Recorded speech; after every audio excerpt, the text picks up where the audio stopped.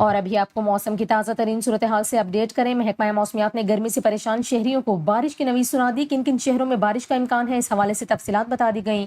ملک بھر میں heat wave کی شدید لہر جاری ہے۔ محکمہ موسمیات نے خبردار کیا ہے کہ آئندہ 24 گھنٹوں کے دوران بھی ملک کے بیشتر مقامات پر موسم گرم و مرطوب رہنے کا امکان ہے۔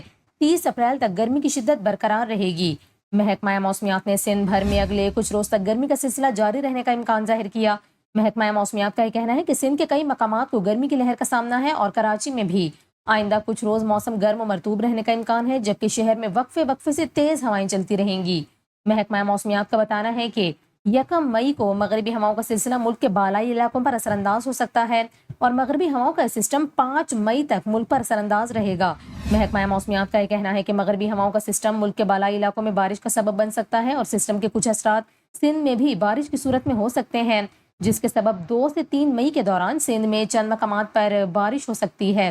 آپ کو بتائیں کہ شدید گرمی کے بعد بارش برسانے والا سسٹم 1 مئی سے ملک میں داخل ہوگا۔ بارش اور تیز ہوائیں چلنے سے گرمی کی شدت میں کمی آئے گی۔